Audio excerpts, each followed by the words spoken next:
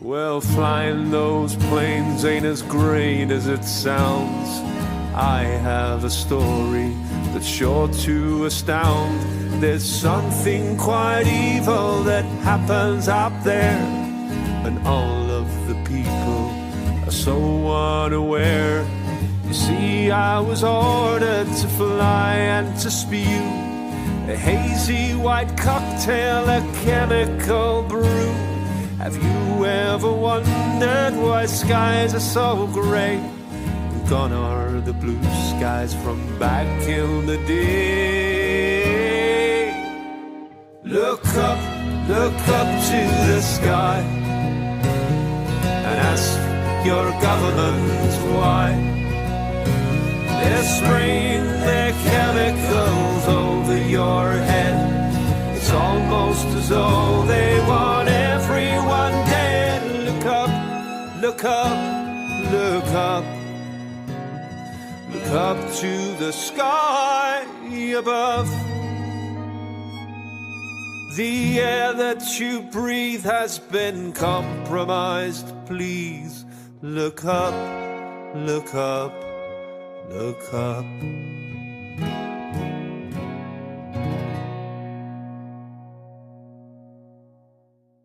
My name is Kristen Megan, and for 23 years, I have worked as a senior industrial hygienist, which is an occupational environmental health and safety professional. And I spent 9 years on active duty working in bioenvironmental engineering in the Air Force. I have to engineer out so many hazards that involve chemicals, heavy metals from an inhalation, ingestion, and contact hazard.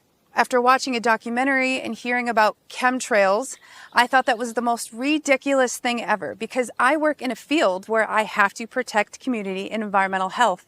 And I knew the health impacts if what was claimed to be was actually being dispersed on our vegetation, and we were inhaling it and being displaced on our food. So in my journey to try to debunk this, that is when my whole world changed. I raised my right hand and I took an oath to the Constitution to hopefully do something meaningful with my life. 19 years old, unsure what I wanted to do. So I enlisted in the U.S. Air Force. I want to say around 2006, I started kind of opening my eyes to how the military wasn't really what I thought it was. And people approached me knowing what I did for a living and said, "Have you ever heard of chemtrails?" Well, I hadn't. I went online and I looked at chemtrails. I saw a lot of, debunking, a lot of sites that were just kind of calling it a conspiracy theory. And I thought, well, geez, this is what I do for a living. Preventive health, making sure that people are not getting sick, especially in the workplace, and by things that we're doing that can affect, human health and the environment. I didn't debunk it. It literally changed my life. It's not easy standing here and telling my story. One day I was going through that computer system, which if you want to look it up, it's called an Air Force Form 3952. It is the approval of hazardous materials. I was finding tons and tons of large quantities of aluminum, barium, strontium in the forms of oxides and sulfates. So I asked the question, what is this being used for? I never got an answer, so I didn't approve it. And it sat there. And then the heat came down. Why are you behind on your 3952s? Only a select few of us did that. So I started asking questions. And at that point, my demonization began. I made my rank. I was decorated. I was a non-commissioned officer of the quarter. I won lots of awards. I had no reason for anyone to attempt to demonize me. When I started asking the question again under a new commander, I never in my life thought I would have somebody look me in the face and tell me, "I am questioning you. Is there something wrong with you? You've been looking really depressed lately. I can put you under mental evaluation for up to 120 days. Who would take care of your daughter?" Because I was divorced at the time. As soon as I heard that, I knew. It validated everything I ever thought. And I thought, I've spent 9 years of my life trying to protect human health, and here we are violating law after law after law.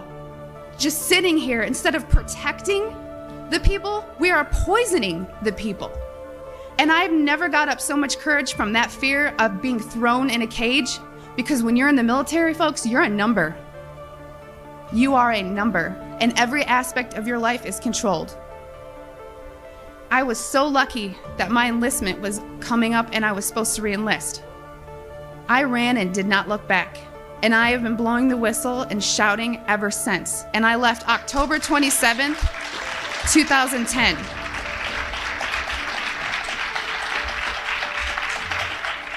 Not only is it happening, but the very profession I was attached to inside of the Air Force was the one that was part of the group approving the chemicals. I spoke on this issue for about 15, 16 years now. My story has stayed the same. My story is a part of a bigger story, a piece of the puzzle. But I tell you, what is happening lately, and what has happened over the years, more people can't deny what they're seeing. I came here to California in 1981, and the first thing I said is, holy cow, your jets sure last a long time up here, don't they? And that was the kickoff of ClimateTrails. I said, whoa, I wonder what's going on here in Mount Shasta. And I started taking some samples. Greetings, gentlemen. Thank you for the opportunity. I'm a retired scientist, bachelor's, cum laude in forestry, master's in zoology, 35 years, USDA scientist, Soil Conservation Service, U.S. Forest Service, civil service equivalents in range, wildlife, fisheries, geology, agriculture, soils, ornithology, entomology, botany, mycology, hydrology. Am I qualified to speak? Just letting you know it. Okay, you want some figures? Okay, latest water test. Tested the rain. 13,100 micrograms per liter of aluminum in the rain in 2013. Normally, it should be 0. So 13,100 is pretty damn much, folks. It used to be 0, then it was 100s in the 2000s, and then since 2010, it's into the 1000s and the latest 13,100. In the snow on Mount Shasta, pristine Mount Shasta, 61,000 micrograms per liter, 4 times the amount that is found in the soil up there. Where in the hell is this stuff coming from if it's not coming from the soil? You know, these tests are international in scope. We're seeing this all over the world, guys. Frankly, I was a bit scared. The limit on aluminum, I think, was 50, and I was getting 64,000. There's something going on that probably isn't good for me. Now, it wasn't always that, but it went up and down wildly. Sometimes it would, well, there's some chemtrails over there in the east. They'll blow over us shortly. Set out the jar and catch some of that rain. It was only 100 or a couple hundred. And every now and then you'd get one that was almost clean. But then just lately, everything's got aluminum. Everything does. Aluminum blocks essential nutrients. I am unable in my garden to restore normal pH, and that's because nanoparticles are now in the circulatory systems of both plants and humans. So welcome, fellow guinea pigs. I was beat up 3 times. 2 by Forest Service employees, 1 by a rancher, saying, you mind your own business, whackety whack, whack, whack. Talking about aluminum in the skies, talking about pollution. You get death threats, they figure, you're interfering with my livelihood. You interfere with my money making. You're a threat. When the threats started coming, I realized I needed to leave. And again, I had no plan. I had no job. I was very scared, and I came out in a time that I knew, regardless of what happened to me, I was going to be on the right side of history. It's one of the scariest moments as a parent to think somebody will just lie and say that you're suicidal or that, your work performance has declined. And I just knew if I was going to have any of the rights that I had fought for other people, I needed to leave my combat boots on my doorstep. It was a time when many people still didn't believe it. I was demonized heavily. I was granted whistleblower status. I hired an attorney. The very hazards that I'm trying to eliminate out of the workplace were now just dispersing for everyone to ingest, inhale, and land again on their vegetation. Since I've left mainstream medicine and really looked at what data is out there to inform us on what is really causing disease, I definitely learned that it's not germs, I don't think it's genes either. And what I do see is massive evidence that we are exposed to an immense chemical soup of man-made poisons that never existed in nature, our bodies are unfamiliar with, and it disrupts our natural biology. And these come from so many different sources. But there's one source of this exposure that you really are impotent to do anything about it. And it is the geoengineering spray that's coming down from our skies virtually every day. With aluminum, for example, if it is inhaled, we know that it does get inside the body. And the same thing is true with strontium. So we may not know the toxicity based on inhalation, but we could probably assume that it is pretty similar to other roots because it does go into the same places in your body. When I learned that we are being poisoned, it's emotional every time I go outside. You know what I mean? It's to the point where I've become more of a recluse, which is not me, because I know I don't want to go out and breathe it. When I see them spraying, it just makes me not want to go out. I've overcome it because I've gone through a journey, but most people would be depressed sitting inside all day. Like if they knew that and then they were scared to go outside, they're gonna get more depressed inside. I want to go out on a sunny day and enjoy time with my family and not have overcast and then have everybody coughing and sick because all this crap is just falling down. It's in our soil, it's in our water. We inhale it because what goes up must come down. Is it hard metal? Is it shards of metal? Is it in nanoparticulate? Is it oxides? Different metal, if it's inhaled, it can cause respiratory issues. If it's ingested, it can cause GI issues. But either way, it affects neurodevelopment and it is a hazard to your brain and it breaks the blood-brain barrier. This is why a lot of people decide not to vaccinate because of the aluminum and the adjuvants and preservatives. So if people can believe that, there's some people that believe that contaminant but don't believe this. So you kind of, again, have to look at that synergistic toxicity. But when you're dealing with strontium, aluminum, and barium, all can be naturally occurring in Earth, but just like fluoride, there are different forms and different uses. So all of these metals are attacking the same target organs. It's targeting your food, your water, and it's coming in multiple different ways. I actually feel down. I mean, most people do, with days and days of just thick, nasty haze and lines. It's depressing. I'm sick of it. And I cannot control what is happening in the sky above me. I'm not having that. I can control what I put into my mouth. I can control what I feed to my child. I can control how I grow my food and if I want to spray pesticides or not. But I cannot control the experiments over my head that remain unchecked, untested. You know, nobody knows what the cumulative impacts of the aluminum, the copper, the zinc, barium, strontium, titanium is doing to our wildlife, our soil, our plants, and what it means to inhale it. We have a lot of other data on aluminum toxicity, and most people probably heard of it in the context of neurodegenerative disease like dementia, Alzheimer's, and things like that. And there is considerable evidence of neurotoxicity from aluminum. So that could include neurobehavioral problems where someone has, different behavior, like if you could think of some of the childhood neurodevelopmental disorders like autism, for example, where there's markedly different behavior, as well as some neurodegenerative diseases that you would find in adults like multiple sclerosis, certain types of dementias known as frontotemporal dementia like Pick's disease, and many others that can have behavioral problems. And there's a host of mechanisms whereby aluminum and other heavy metals are toxic, one of them being that they generally are oxidants, so they cause oxidative damage or lipid peroxidation, where the fats in our body, which are really important in the nervous system because maybe 80–90% of the solid mass of our nervous system is fat. And so if we oxidize that fat and its function is disrupted, obviously that's going to cause issues with our health. Blue Cross and Blue Shield came out with, in 2020, a paper that said early onset dementia and Alzheimer's on the rise for ages 30s and 40s.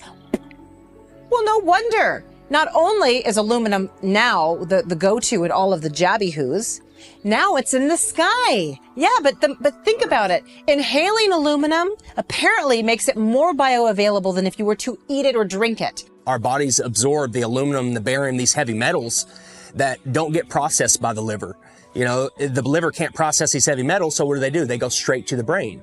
And now we wonder why there's, you know, an increase in dementia over the last 30 years. Alzheimer's, it's heavy metals making people lose their minds. We can look up and we can see it. We can measure the effect on the environment. We can observe the health of the forest and how it may respond to that. But we can't change our lifestyle and avoid it. We have to go outside. We have to breathe the air. We have to experience the climate. And this is why it is such a serious problem that we need to address. The difference between a contrail and a chemtrail would be that contrails are just obvious condensation. It's like when you put a cold glass of water outside in the heat and you see that condensation forming. It's very unique humidity and temperature circumstances that exist at very particular altitudes. And so when a plane is flying through a very specific area, of course, it can create a condensation trail. There are people who think that contrails are not a thing. Contrails are a very real thing. Water vapor is real. You will see contrails. Some are a little bit more persistent based on weather conditions. I know this from my profession. You have relative humidity, dew points, different things. Let's say it's like a really cold, brisk day outside, and you look up. The airplane looks small, and then you've got this white trail coming out the back. As the plane moves forward, the length of that line doesn't change, right? It follows the airplane and it dissipates back here because it's melting. So where it comes out of the airplane, it's the coldest and it's freezing.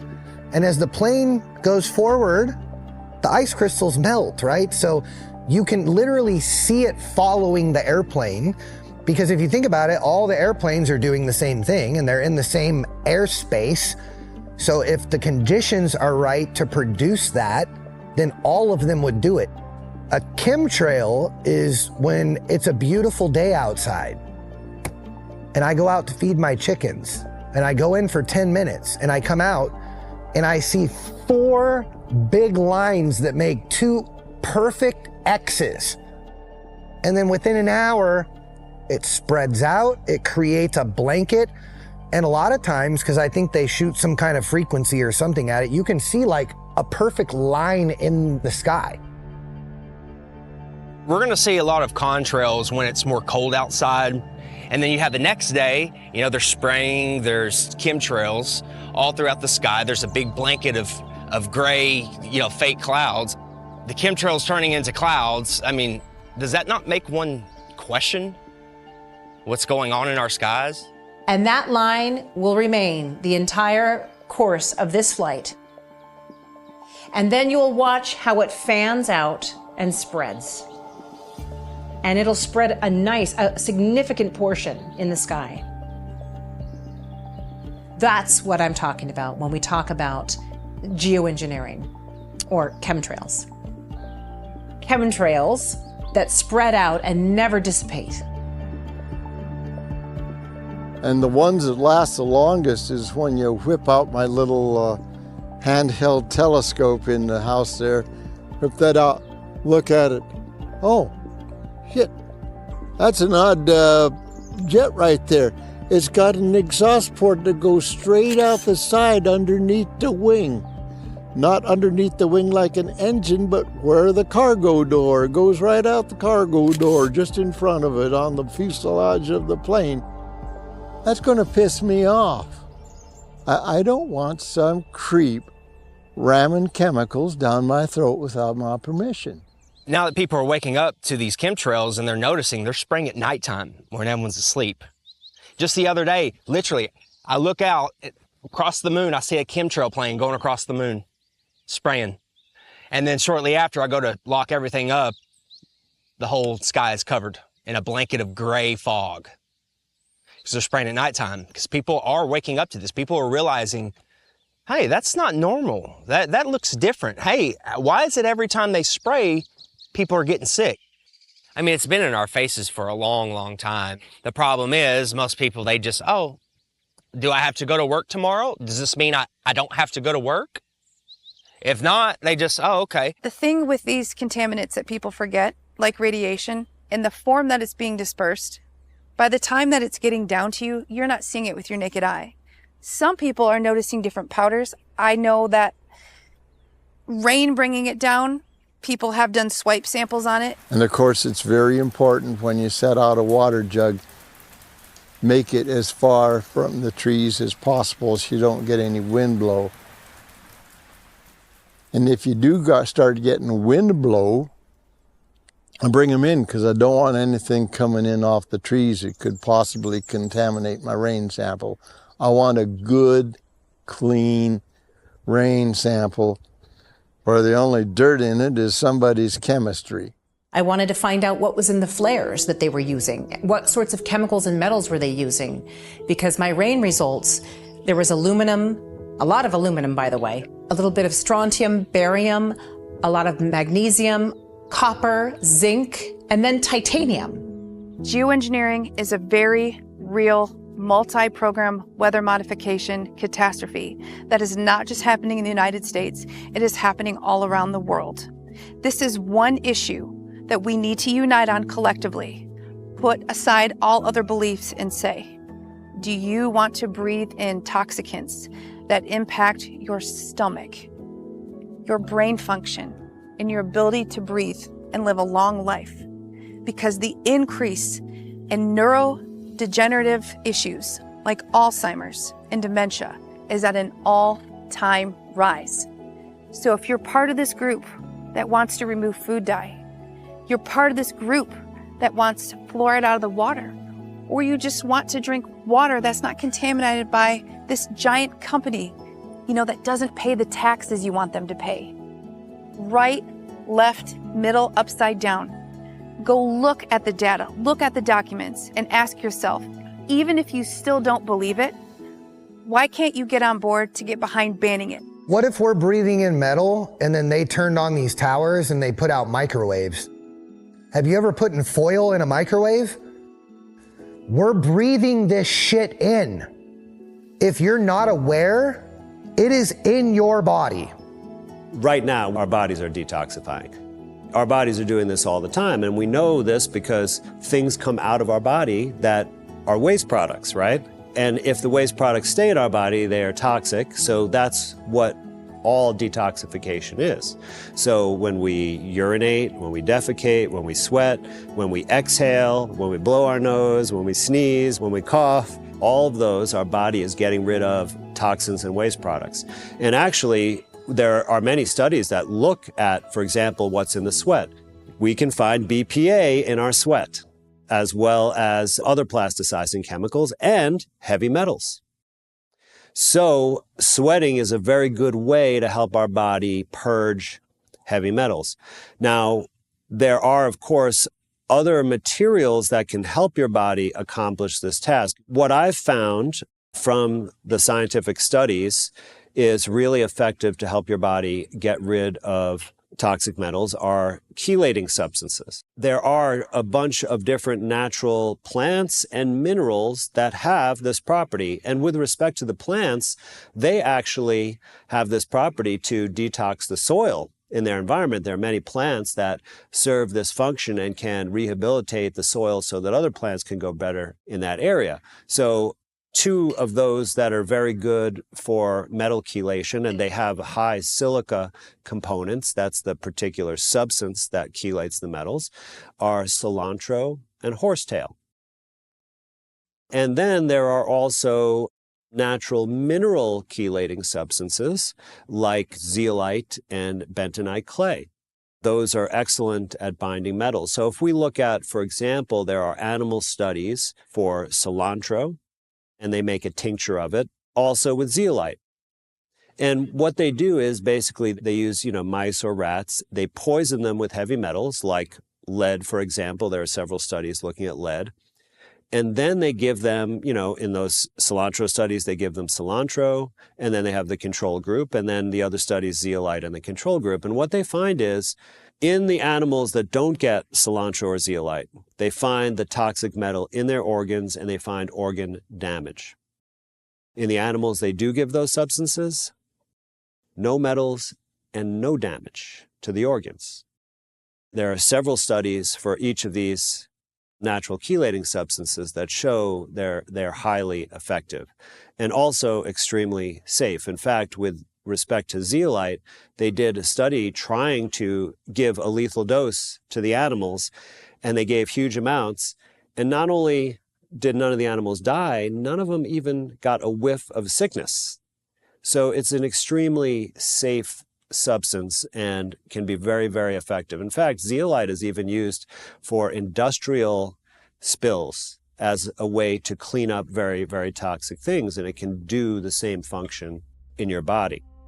So I think right now we're in the stage of where smoking was safe, considered by doctors and medical professionals.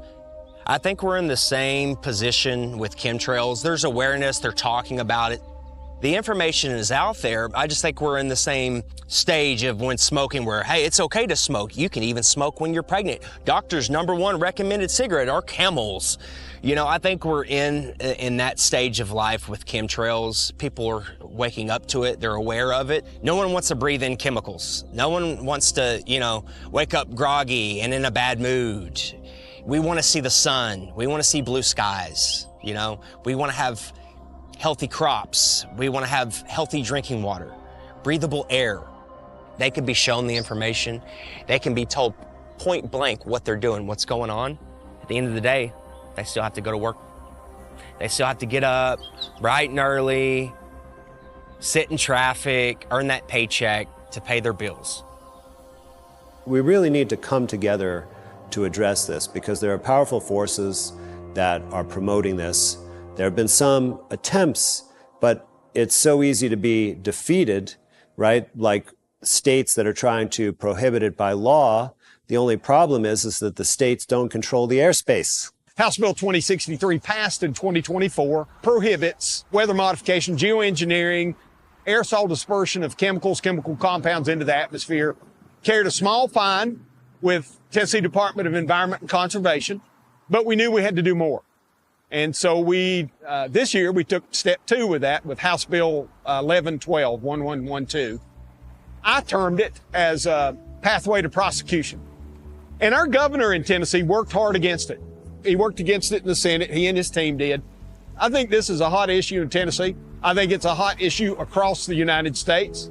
I was so flattered, I guess is the word, taken, that something that a country boy in East Tennessee started with this prohibition. I think there are now 32 states that have taken an attempt at this. This has become a huge issue. Florida just passed a bill, and they took some things that we done, and we talked with folks in Florida, and they've done something better than what we did in Tennessee. And it's going to require the collective states to act that way to force a really sluggish federal government to move. Unfortunately, politicians in Tennessee, like the ones that didn't vote for this in the Senate, that offered lame excuses like, well, we don't want TDEC to have that responsibility. And I would say to that young senator, read your law and read the bill. Quit taking the easy way out and quit allowing a lobbyist or the governor's office to tell you how to vote, and listen to your constituents. Because I can assure you that the constituents in the state of Tennessee want us to do something about this. These weak people like Bill Lee need to wake up, and they need to listen to their people. We're trying to take care of those folks that are traveling up and down this road, those kids that will be on Watts Bar Lake here behind me this summer. And it's as if these politicians either don't care or somebody's telling them what to think. Some other high-paid lobbyist who has a financial interest in controlling Tennesseans and Americans, and they cave to that. Shame on them. Get out of politics if you don't have the guts to stand up, get in this fight. I'm convinced this is one of the preeminent fights of our generation. Stop this evil. When states ban weather modification, depending on the population density of an area, the state really doesn't have jurisdiction above 400 to 1,000 feet. Above that is federal airspace. And this is a federal program. I do think it's important that states ban it, though, because it brings it into the news and it makes it, a big deal. And raises awareness, makes people understand this is a real thing.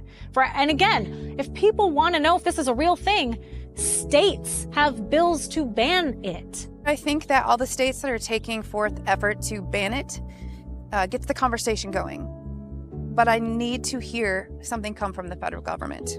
Because of how fast states have discussed weather modification, have implemented bills that are still going through the channel to ban this, again, it's raising awareness. But there are things that we did throughout history that we were able to ban and move away from once we realized the health and environmental issues. Spraying DDT on children, putting asbestos in our homes as a fire retardant. There are things that we have engineered out of society once we realize the harm. So this is why we have to focus on not politicizing who, why. Even if you don't think it's happening, would you get behind stopping it? Because once you understand the hazards of ingesting, inhaling, and the contact hazard and the synergistic toxicity of it coming from you in so many which ways, let's have the discussion. We have to take some serious action to solve this problem.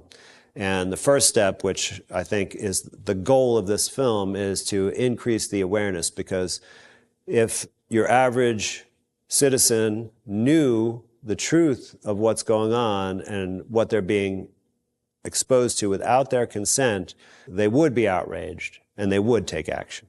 I was living at the time in Fresno, and I had just had my son. So I had gone from a 9 to 5, you're running around and working all day and never really observing the world around you.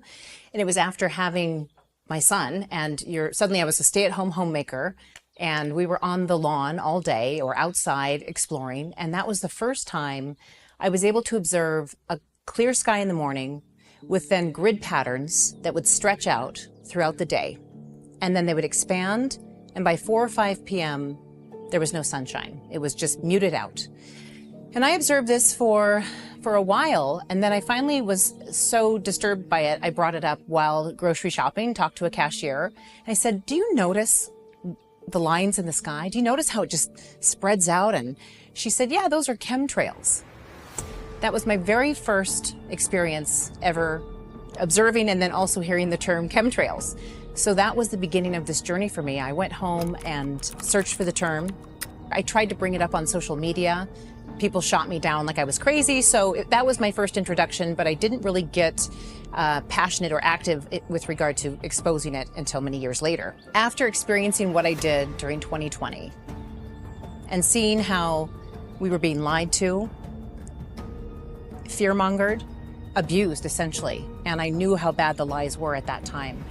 That was the first time I really opened myself up to the possibility that this whole chemtrail theory might actually have some weight. I began tracking aircraft out of curiosity for many reasons, but I was self-taught on an app called Flight Radar 24 because I was curious about who was overhead. I use Flight Radar 24 to identify the aircraft. I take the registration number from Flight Radar, and then I go to the FAA's website, and you can look up the unique registration number.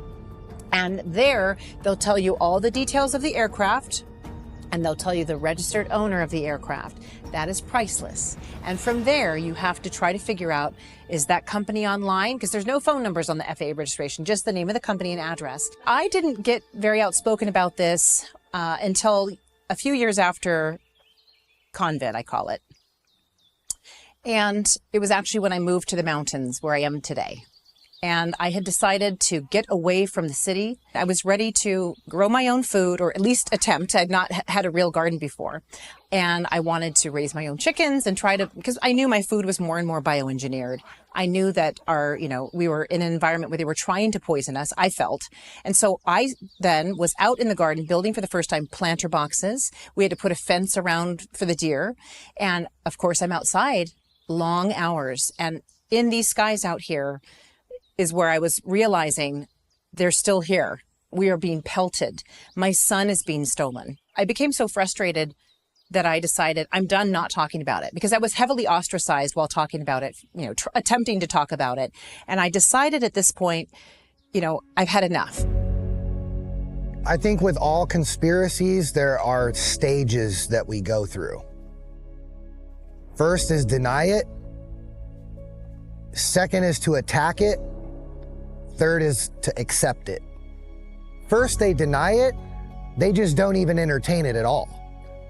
They just won't bring it up. They won't talk about it. You'll never hear about it. It'll just be a thing that people like us talk about. It'll never be acknowledged. Once people start waking up a little bit to it, I think that's when they attack it. That's the stage 2, right? Is they start attacking it. And they try to make people look stupid for thinking that way, right? They'll turn all your friends against you. They'll do the whole tinfoil hat thing, call you names, all that shit, right? And then when that doesn't work, and enough people wake up, now they have to accept it. Meaning, okay, now we have to tell the truth, but we'll just make up another lie with it. So we'll say it's just to block the sun. People are so dumb, they'll believe anything. So we'll just make up a new lie, and then we'll just tell that lie. I mean, it took them this long to figure this out, so we'll just tell another lie, right? So we'll just tell them, okay, well, we're doing it, but it's only for this reason. And most people are like, oh, okay. If you think about it, it's harming people on all kinds of different levels. Mentally, physically, spiritually. I want to come outside and enjoy the sunshine. You know, I don't want to have a cloudy, murky day. I want to see the sun. Psychologically, what that does, someone wakes up, they've been spraying all night, they come out, they're getting ready for the day, it's gloomy, there's no sun. You know, during the summer, everyone's happy, excited, they're by the pool, they're at the beach, everyone's in a good mood, it's summertime. Nothing more pisses me off than I look up and I see a chemtrail going across, flying across the sun, blocking out my view, blocking out the sun. It pisses me off.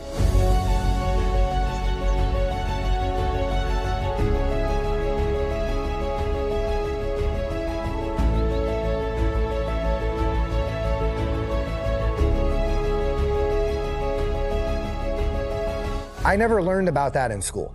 I specifically remember, because it was interesting to me, I remember learning about clouds. And I remember having to draw them. Like I had to go home, that was my homework. Like cumulonimbus cloud and, you know, like what a thundercloud was or a cirrus cloud, right?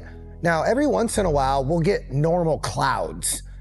I can tell what a normal cloud looks like because, I mean, I've looked at them my entire life, but it seems like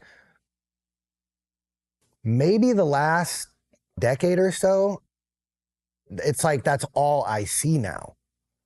You know what I mean? Like it's very rare that I'll look up and think it's a normal sky. And when I do, I take it all in, you know what I mean? Because it literally brings me to tears almost sometimes because I miss the blue sky. The sky now, like I'm looking out my window in the back and it's like, there's always this white hazy layer over it where it's not blue.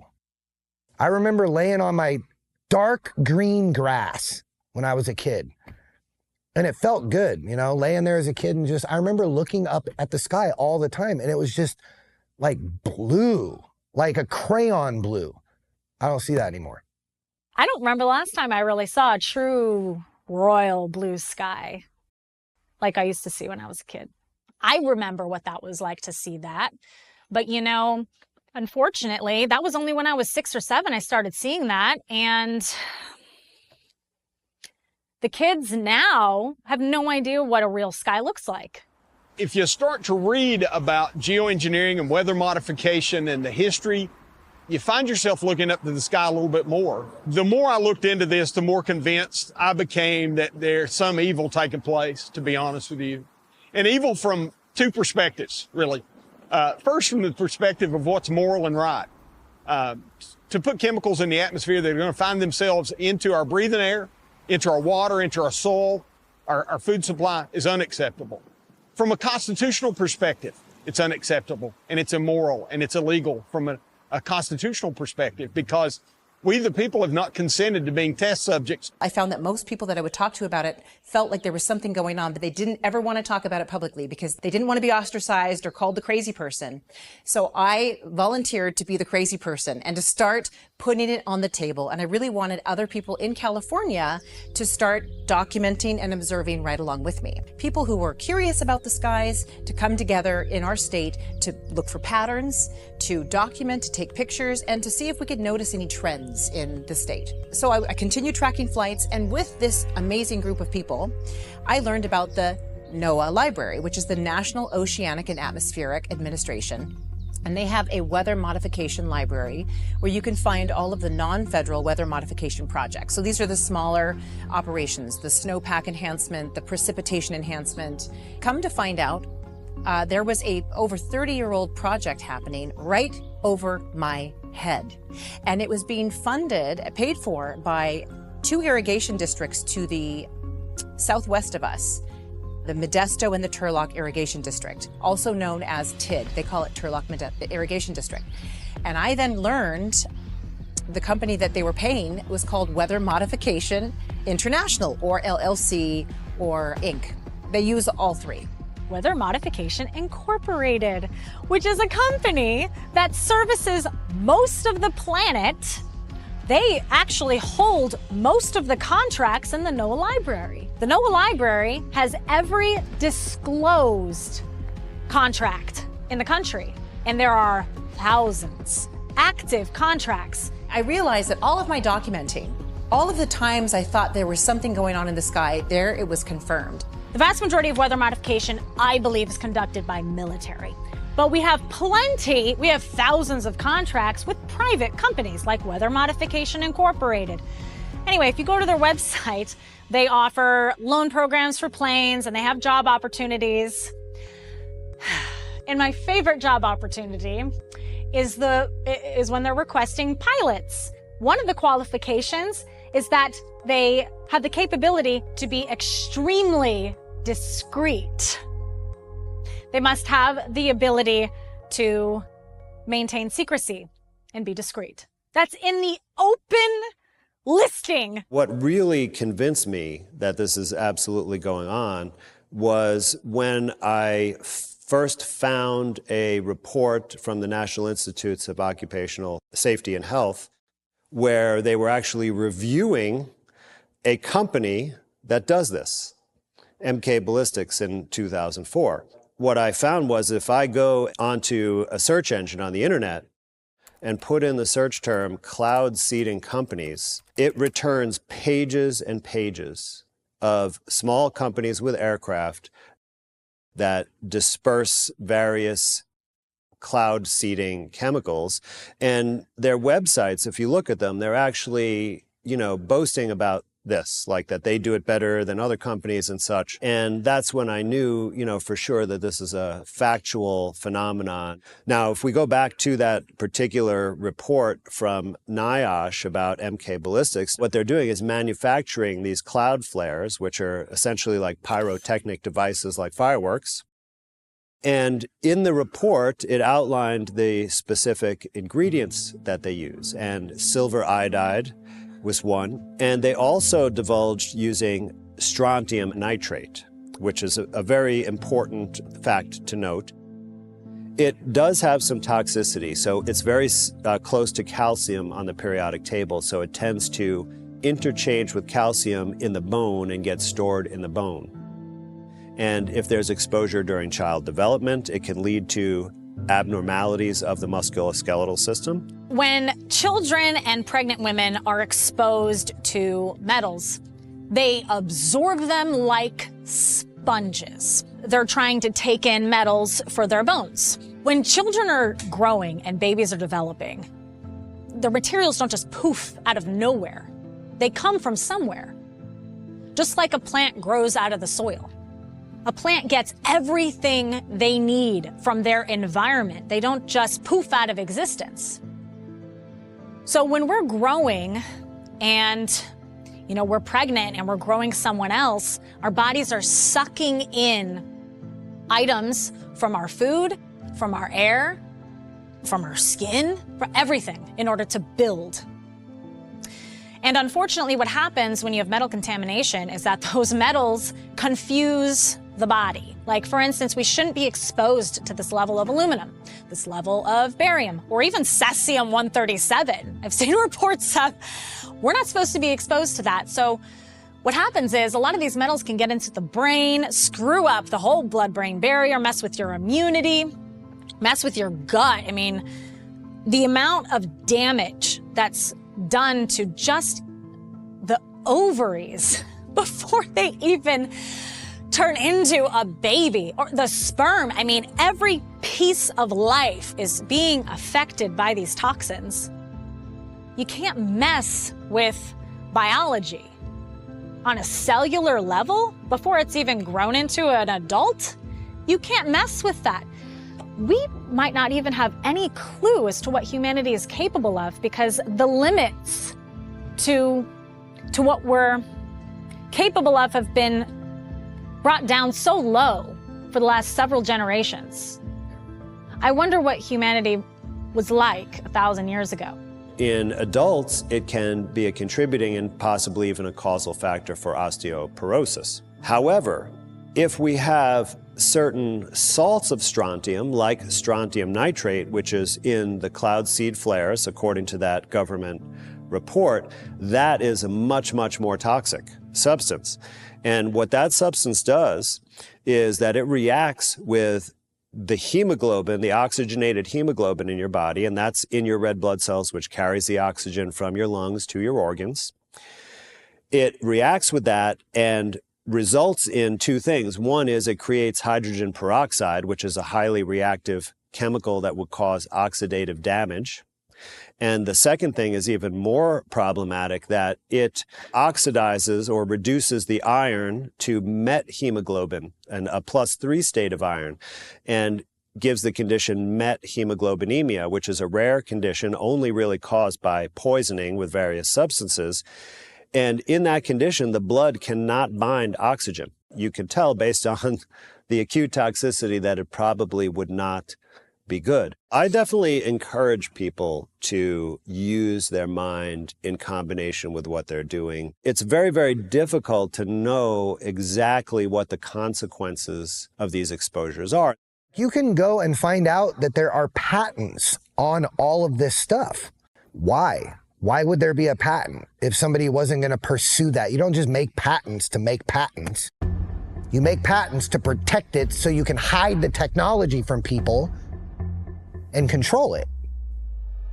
In 1891, they began producing rainfall. In the early 1900s, they started producing artificial fog. It's revelation of method. They're telling us what they're doing. It's one of the laws of the universe. Unfortunately, the general public aren't privy to the laws of the universe, but one of the laws of the universe is revelation method. They have to tell you what they're doing before they do it, okay?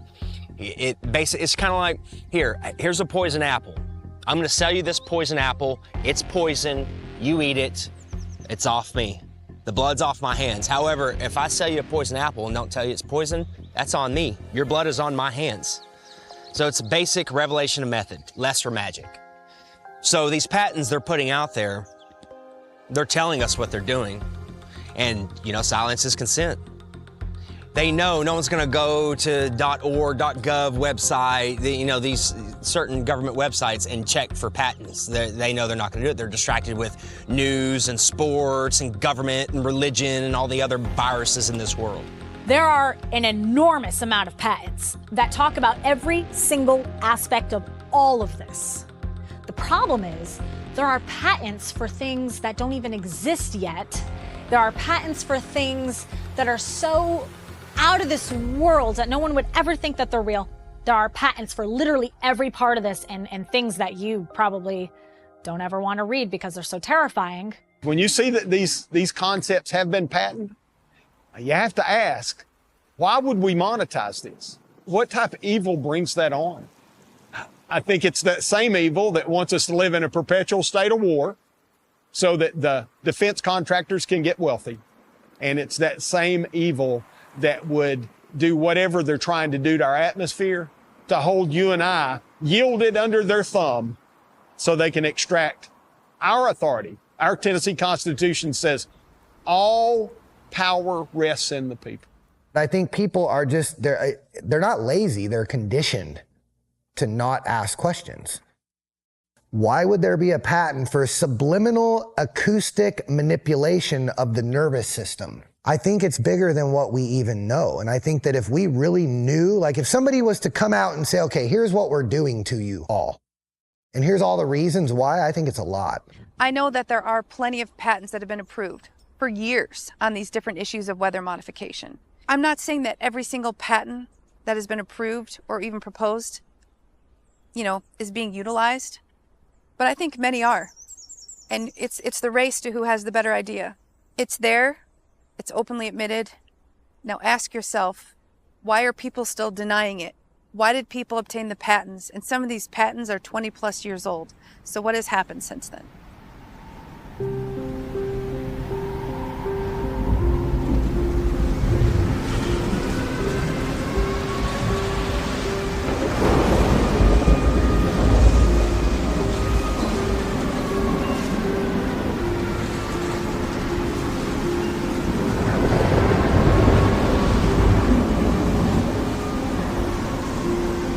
They don't mind at all bringing a storm in to be able to depopulate an area so that they can do something else there. And you and I, the citizen, bears that cost.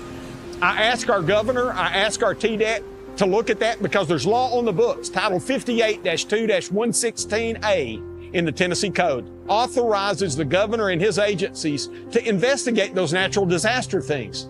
Unwilling to do it, completely unwilling to do it. When they throw that stuff out there, I don't understand why people today would think that they couldn't produce a hurricane. This is military equipment.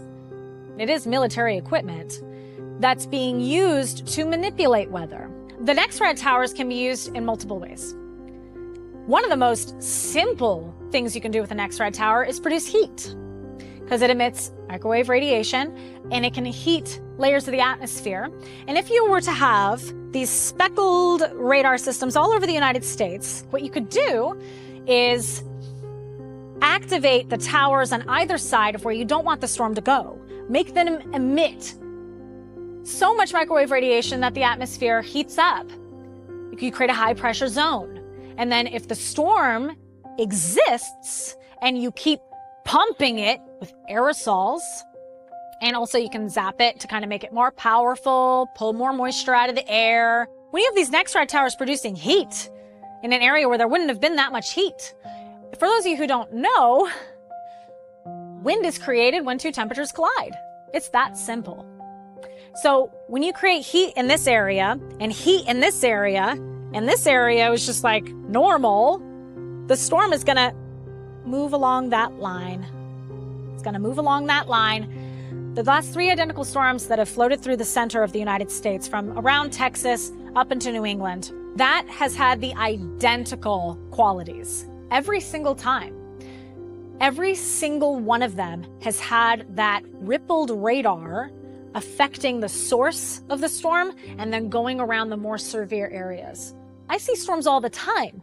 I don't see that around normal storms, but I've been seeing it around these. Literally, it looked like a frequency was being emitted from these towers that was causing a ripple in the radar and ripples in clouds.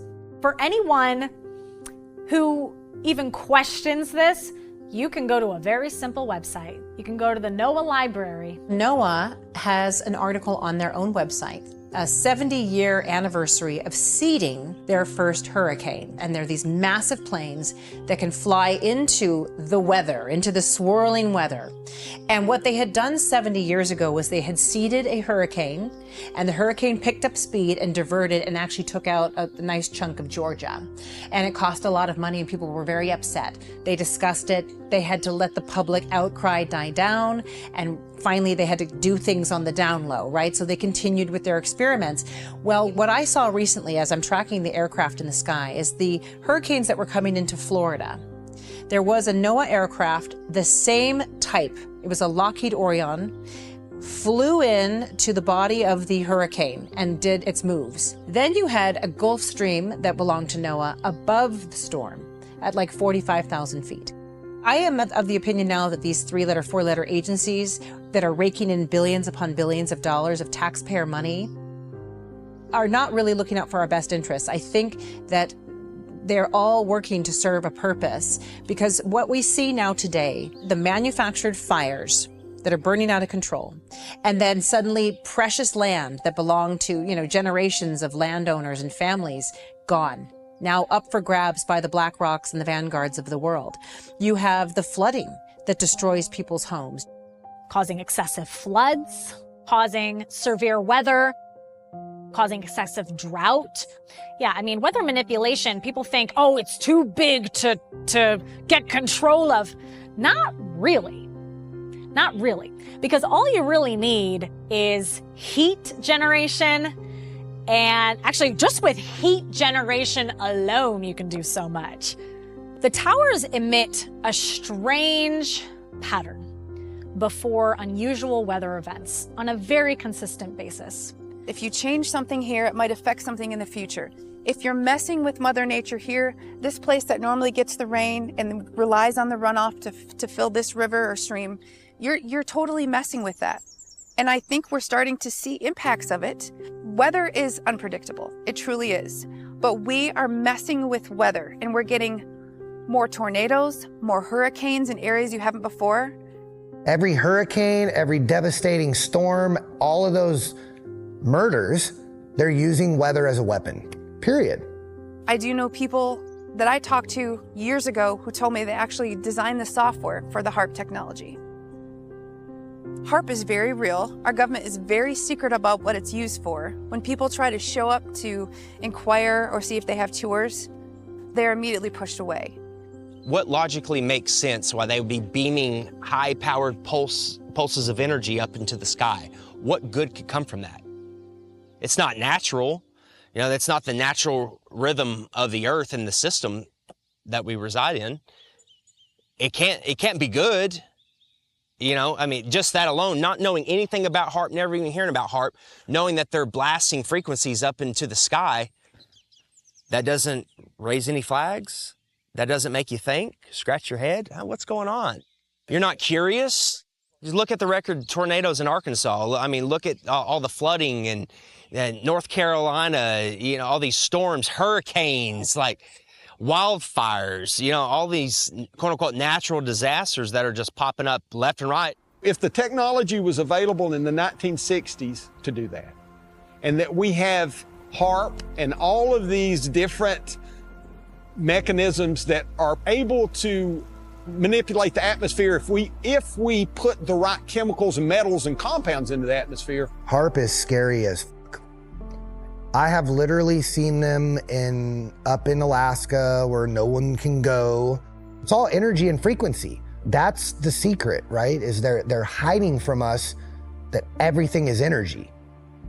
And with this HAARP technology, I believe, and again, it goes back to the patent, they can use it to manipulate people's minds. HAARP, which is stationed in Alaska, big system. You can't have HAARP systems all over the country. You also don't need them. HAARP is very powerful. It can affect a vast majority of the planet, but it makes it far easier to control unique areas if you have sort of essentially local antennas all over an area that you can work with. So the idea is NextRad is sort of an extension arm of HAARP. We can utilize these towers all over the country to emit very particular frequencies. HAARP, like I said, is in Alaska. So if it wants to emit a frequency that goes all the way to Florida, it's going to be crossing California and Tennessee and everything all the way over to Florida. But if you have certain towers that it can communicate with, then you have a much more customized weather modification system. And we have a lot of NextRad towers. When you have these nanoparticulate metals, can they be controlled? Can they vibrate? Can they be steered? And that seems very plausible when you look at some of the very unpredictable, very out of the norm hurricanes that just recently occurred. If you just look up our government's own documents, a lot of people who still don't believe this, at some point are going to have to wake up and join us.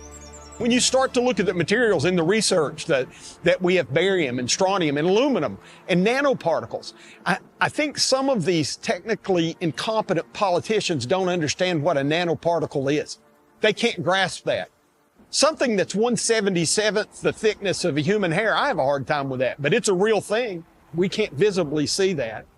For those who are knowingly selling these materials to these geoengineering outfits, they need to likewise suffer the consequences. And the bill that we offered, House Bill 1112, does that. It assigns the authority, prosecutorial authority, to a district attorney. We have a district attorney here in this judicial district, and to the Attorney General for the state of Tennessee. And that when they leverage what the state already, through the executive department, the governor's office, has the authority under Title 58-2-116 to investigate these phenomena, then when you pull that information together, you start to develop a case. And it's easily trackable. We can hold these mind controllers, these governments, we can hold their feet to the fire. Just like Catherine, Miss Catherine, with her brave soul, going up to these pilots after they just sprayed her, going up to them and asking, what the f are you doing? We see you. What are you doing? I dropped my son off at a sleepover, and I came home and I heard the aircraft over my house. And I looked at my app and I realized, okay, he's already been out there for almost 3 hours. I'm going to miss him because he's about an hour away from me. He flies out of the Modesto airport. So I thought, well, okay, I missed him again because I had known that I wanted to go confront him at some point just to meet him and say, what are you doing? You're right over my house. And so then I went to bed, and it was around 10 o'clock. I heard him come back, and he was over my house again for the second time that night. And I shot up out of bed. And I called my friend and she didn't answer. And so I called up another friend and I said, let's go to the airport. And so he picked me up around 11 p.m. We drove about an hour to get to the airport, and then, and had to wait for him to do his seating figure eights over my house. And then as he landed, then I had to find a way to get to him. And this airport was a different airport. So I didn't know what was going to happen because it was now roughly 1 o'clock in the morning. Everything's dark, everything's locked up. So I start walking along the windows and the businesses, and I'm just looking for, is there anyone here? Is there any light on anywhere? And I happened to see one of the line guys. The door was locked, and of course I said, hi!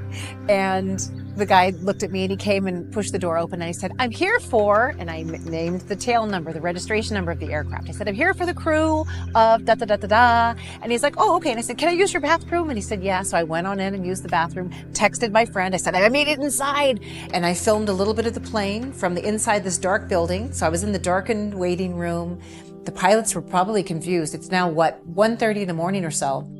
And my friend came over to the door as they were locked. He finally got over and started filming from the outside. And they went and got the crew. I didn't have a script. I didn't know what I was going to say. There were two men. They came in. They sounded like they were Canadian. Thank you. Good. What can I do? Good to see you. I'm here. You're Tim, right? No. Oh, no. No. I don't know a Tim. Jody? No, I don't know. Well, I know a Jody. Okay. Yeah. Jody Fisher? No, yeah, I know Jody Fisher. You do? Okay, good. Yeah. And then who are you? I'm one of the other captains. Oh, okay. Yeah. Okay, great. And I said, well, are you Jody? Because Jody Fisher is I believe it's the flight director now of Weather Modification International. I've tried multiple times to reach Jody Fisher and to say, what are you doing? What's in your flares? I wanted to know, are they using the titanium dioxide nanoparticles? And if so, then I know that they have violated the environmental impact report. Are you free now? No, I gotta reflare. Okay, so I have paperwork for you that I want to give to you. So hang tight, I'll go get it. But then we've been trying to reach Jody and you for a long time. Okay. And we are tired of you dumping heavy metals all over our county. Okay. Yeah. Well, I'm not the one to talk to about that. No, but you are. But you're the one that's doing it. So I've been taking rain samples. I have over 20 samples. And every time you fly, we get high amounts of aluminum, barium, strontium, titanium, magnesium. So I want to know, are you aware of what you're doing? I know you think it's like to increase water supply for Turlock and Modesto, but it's not really happening. Yeah, you can talk to. I've tried. I've called them and they're not calling me back. So we're now getting really involved, and now we're going to bring something legal against your company. Okay, well, you can talk to them about that for I know, sure. but So I want you to know though, like, we are real people underneath what you're doing. You spray right over our houses. We hear you. We know you. We see you. We're watching your planes and your patterns, okay? yeah, It's twice I get today that. now. You did 2 flights, 2 Yeah, 3-hour flights. it's public knowledge, yeah. Well, it's not really though. That's the problem. So you have not properly notified our board of supervisors about this. Hi, are you the other pilot? Yes. Hi, what's your name? Khaled. Khaled? Yes. Yeah, Okay, it's hi. not- Hi. It's not we have people at home base that you can talk to about that stuff. But they've not called back. So now we're getting to the point where we're getting our supervisors involved. So the supervisors of our county needs to be notified. They've not been notified. You've been doing this for 30 years. I know it's a long time. You guys are like, it's cool, it's easy. We're talking about all of the metals and the flares that you're using. So aluminum and zinc propel the silver iodide. You're spraying right over us all the time. What you're spraying is not good for the environment, and it's not good for the people, because there's an early onset dementia, there's Alzheimer's, things are starting to happen to people's health. And I really do believe there's a linkage to what we're breathing in the environment every day when you guys spray us in November through April. It's your yearly contract. I'm aware of that too. So I just wanted to meet the pilots and say, you know, where's Jody? I've called Jody, I've talked, I think Leslie was the other one, Leslie Fisher, Yeah, Lisa. probably his wife. Okay, But yeah, yeah, no, that's their responsibility. That's not our I responsibility. understand, yeah. But the money that you're receiving to do this is coming from, is it taxpayers that are paying for this? That's not my department. I kept my cool, but he wanted to sort of blow me off. But at the very least, I thought, he can see I'm a real person. I'm here in the middle of the night, meeting him inside the building that the public doesn't have access to. I'm serious, man. I have a family. I have chickens. I have a garden that I'm trying to grow. And you've been doing this for decades. Are you aware of the cumulative impacts of the metals you're dumping over our heads? I want you to know it's upsetting for me. I want you to be aware, we have copious amounts of aluminum, magnesium. There's been some barium, strontium, but titanium's weird. Is titanium also in your flares? Okay, that's unique for me. So I want you to know that there are health impacts and impacts to the soil and the plant life and all of those things. And when we do this, my whole community is watching. We don't know what to do. Yeah, I understand your opinion. It's not an opinion, So though. I'm not going to sit here and argue with you. You can take your concerns. Are you the chief pilot? No, I'm not the chief pilot. What is your name again? It doesn't matter. It does matter. No, it doesn't. I'd like to know. No, it doesn't, because you're going matters. to go try to smear that all over the place. No, but I want to know. Like, No, are you that's chief none of pilot? It's none of your business. It is my business because you're over my head dumping shit over our families We're not and our doing houses. anything illegal, so. It's not illegal yet. But now we haven't had air district hearing boards for years now, and people have not been paying attention, but people are starting to pay attention because they do care about their health and the health of our food and the health of our population. I want you to know that you, whether you know it or not or want to admit it or not, are contributing to dumping heavy metals on our soils and in our air. We're breathing it, we're drinking it, we're eating it. I'm not saying it doesn't matter. Every time you go up there, we are watching, and it's heartbreaking and it's distressing, and I don't know how to get a hold of Jody Fisher. So I want you both to say, Jody, you got to address this. We're not making it rain, period. Okay, so what are you doing then? We make it snow Okay, over top of the but mountain. you've done this over us though, so Groveland, Coulterville, Sonora, right? And then the air is moving a certain direction, I get it, but it's like landing on us under the guise of public health. It's bullshit. I'm sick of it. So I've come out here tonight when I'd rather be sleeping. And because I wanted to just find out, do the pilots know, have you been doing this for a while? Yep. So when you're up there, just know that someone's down there looking up going, what's going on? Yeah, I know. I don't ever think that there's not people watching this. Yeah. Okay. People do care. Yeah. We care deep. I know that. I regret that I did not get a picture of his face. And I also did not get his name. He refused to give me his name. But that's okay, because what I had was the audio of the interaction. And I, of course, like I've done in the past, I share my interactions. I share my observations, my experiences. I had no idea that it would receive so much attention. When I actually got home, it was about 4 a.m. and my adrenaline was pumping, and I shared the audio. I listened to the audio on the way home with my friend, and he was like, "You were so calm." And I was like, "I know." And he admitted it. And he's like, he's really saying it, because it's so hard to get people to believe it's really happening. You have to hear it from the horse's mouth. And I think that's why it was so impactful, is that people finally realized, oh, there are real people in these planes hitting the flare buttons and the ejectable flares. They have burn-in-place flares, ejectable flares. Poof, there's all the aluminum over this concentrated area. It's going into our water supply, it's going into our nose, it's going into our mouth, it's settling on our skin. It's slowly ruining your brain. It's slowly ruining your body. And it's making me sick and killing me too. I've got cancer, and I think a lot of it is to blame on the chemical companies, and that might be a background factor. It's no good for any of us. It'll kill us.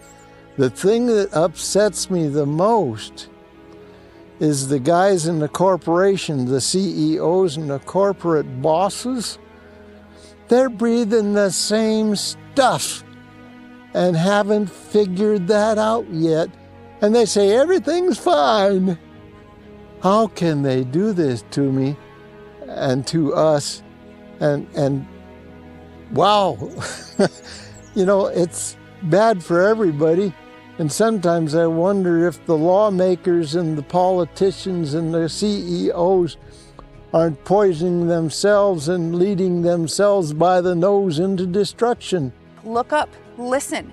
This is not left or right. This is, we have a right to clean water and air. And the same people that used to be the environmental tree huggers that didn't want large companies improperly disposing drainage into waterways. Your own government's doing it, and you're demonizing the people that have seen it, uncovered it, and risked their lives talking about it. My name is Justin Harvey, and I am a health freedom advocate from Orlando, Florida. As of late, been speaking a lot about fluoride, but if it's got to do with our health or our freedom, I'm usually involved. And this time we're in Texas talking about geoengineering. And while there are many state bills being proposed across the country, we have to step up locally. We can't just depend on the state and the feds to take care of this issue for us. You've got to get out there, educate your city council members, and encourage them to do the right thing and protect their local community.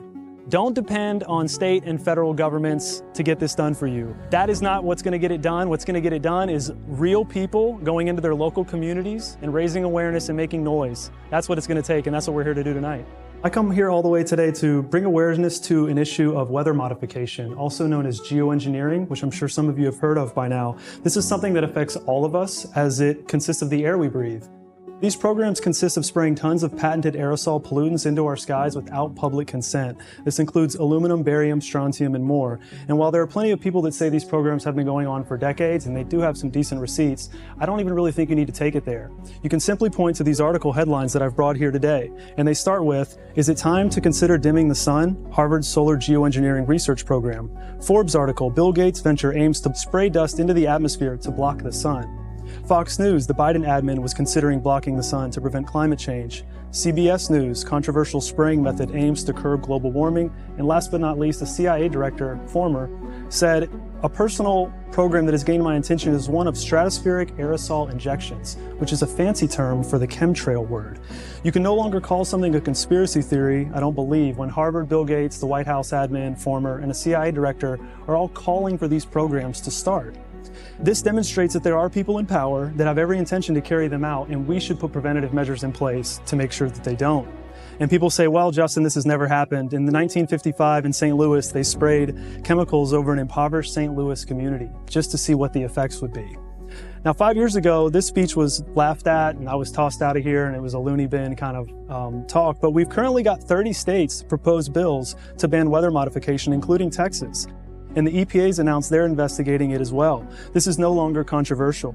And I'm grateful the issue is mainstream, but we can't depend on the state and the federal government to take care of this for us, which is why I think we should all do our part locally to put measures in place. This is exactly why I would call on the city of Benbrook to basically pass a resolution outlawing this practice locally. While this may be out of your jurisdiction and federal airspace is higher, you can start the conversation, you can get attention on the issue, you can educate your public, and you can help report these instances to the EPA. Just because it could be out of your jurisdiction doesn't mean there aren't ways for us to fight back. You have a platform and you can use it to educate the public. If enough local communities and state governments shine a light on this issue, I'm confident that we can stop the practice, whoever's carrying it out. I encourage everyone to start testing your soil, looking at these things. Mike Adams is already looking at our soil samples in Florida. The experts say this stuff accumulates in our body over time, and I don't want to be breathing microscopic bits of aluminum, my family, who knows what else. And we all know what happens when metal is in a microwave. So I really hope they don't crank up those radiation towers that have been put on every street corner. These are valid and concerning questions. It should be a common sense issue to fight for clean air in your community. I truly hope that we can get something passed here locally to address this issue. Thank you so much for your time, and I'd be happy to answer any questions that you may have. And I'll be happy to send you the articles that I mentioned as well. Thank you very much for your presentation and for raising awareness on such an important topic. Thank you so much. This is your opportunity to go out and do this in your city, in your county, because I'm just one guy. I had no public speaking experience. I was terrified of it. But when you go out there and you get a little handle on it, you just prepare your 2 to 3 minutes, you go in there and educate them. And then guess what? They're like, oh man, 3 people came to the city council meeting talking about this. Maybe we should have a meeting about it. Oh wow, 2 cities nearby passed something. Oh wow, the state next door. It's just a domino effect. So once one person goes out and starts talking like I did about the fluoride issue, people will come with you and you will build your small little army of people that can go in and get change made. I think that we've hit a point of acceleration of awareness of this, that we have the inertia, that it's moving. And it's moving at a much faster rate than what it was some years ago. There's so much information that is coming out right in front of your eyes, and it's desensitizing people. Because when it's openly admitted, 100% by a federal government and in the mainstream media, I think that's when people will start asking, well, is this safe? If you're paying attention, the UK just passed and admitted they're going to dim the sun. If you would have asked me in 2010 if it would be so openly discussed now, I would have never believed you or myself. The number one weapon, true weapon, that the government has against the people is censorship. And we've seen this excessively for a long time. The reason why censorship is the greatest weapon is because unification is their greatest enemy. If we all have information that makes us angry about something, we're all going to do something about it. If you think of the word government, govern means control, ment means mind. All government means is control the mind. Do we need a bunch of bureaucrats and politicians controlling our minds? Are we not capable of thinking for ourselves? Do we really even need a federal government? A federal mind control program that steals our money and sends it overseas? We needed government and representatives back before we had cell phones. When hey, Tanner, get on your horse, you represent us, ride out to Washington and tell them what we want. We needed government and representatives, and now in the age of technology, we don't need fucking government. It's a corporation. And in my opinion, the corporation needs to be dissolved and all the power go to the states. And that way we have no more tyranny. We need to prosecute those people that are doing it. I don't think we fully understand what has happened to us collectively in just allowing ourselves to breathe continually these chemicals, whether it's aluminum or silver iodide that we use in the cloud seeding. That has an impact on our bodies. And we regulate industry every day to make sure that we don't emit hazardous materials into the atmosphere. Yet we're turning a blind eye while people purposefully do that. There's a time to fight. Don't come after my rights. Don't come after my guns. Don't come after my free speech. There are things worth fighting for. And those people that are spraying our skies today and trying to usurp control over you and me and us, they need to be punished for it.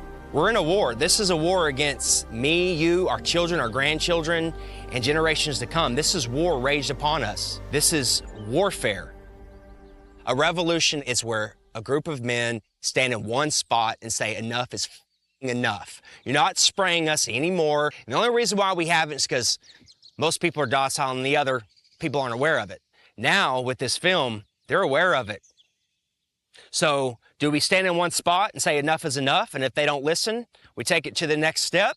This is something I just feel we the people, regardless of politics, are going to have to sit down and say, this is happening. And it doesn't make you a crazy conspiracy theorist because you're acknowledging it. Send letters to your local representatives, send letters to the administration, raise your voice, because as soon as everyone starts bringing it up, which is already happening, thankfully, it's either going to have to stop or they're going to have to address it head on. It's nice to see the potential of humanity rising up again. And I think that the warrior inside is not going to put up with it anymore. I think we're going to stop it. I want the world to know its purpose and remember what they came here for.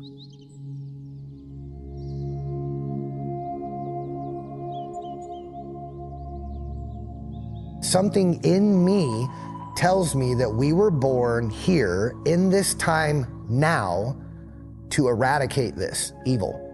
I believe that God created humans in this form that we're in right now, because God created everything, right? He created all these other entities because it all comes from the source. There's only one energy, and it's all energy. I believe that humanity has the divine spark that is the only thing that came from source that could eradicate all of this evil. And that's why they hate us so much. That's why they will poison us. Because if we were to wake up all at one time, which I believe we're gonna get to that point because we're seeing it literally happen right now. Open our eyes, ask questions, stay curious, look for the safety data sheets, really look into it. We all have to look out for each other. It really is, I feel, all of us against a powerful few. And if we understood and could own our power, because we have a lot of power, when you stand in your truth and you speak from the heart and you say, I do not consent, I didn't give you permission, I want you to stop. There's power in that. I just want to thank everyone that's a part of exposing this, from the filmmakers to the other professionals, activists, or just subject matter experts that have lended their voice amongst a lot of hatred and bastardization. A lot of times when you present people with ideas, they call you crazy, but I know at the end of the day, they go home and they look it up. So I just want to thank everyone else that has come forward to talk about this, because we have a lot of problems in this country, but this is a world issue. Please do something. Try. Be actively compassionate just like Jesus did. Please do that. Please. Okay, I've said all I need to say. What if these people just keep doing this and introducing more toxins to just shorten our lifespan more? Because again, if humanity woke up as a collective, right, which is the reason why we are doing this, if we all came together and we stopped believing in this reality they've created where we need their money and their electricity and their water, I mean, we can get all this stuff from the earth, right? But we believe in this reality they've created for us. If we all ascended and connected, it would all, like the Matrix, would literally crumble. If we care about the future for our children and our own health and future generations, then we can no longer afford to be spending most of our time entertaining ourselves with frivolous baloney. You know, it's the bread and circuses of today. My hope is that people really start just looking around and asking questions. Question everything. Because, again, the lies have been told for a very long time. And there's more at play here. We are not frightened. We are enlightened. We know what you're doing. The storm you made is brewing. Yeah, we will fight it. For we are united. But when we come together, we will clear the skies forever. Can't you see our day is finally come? We know what you're doing and what you've done. No more deception. You will learn your lesson. We will be victorious.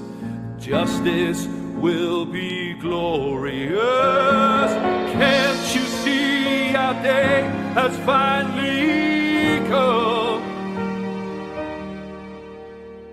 We know what you're doing and what you've done. We are not frightened. We are enlightened. Yeah, we know what you're doing. The storm you made is brewing.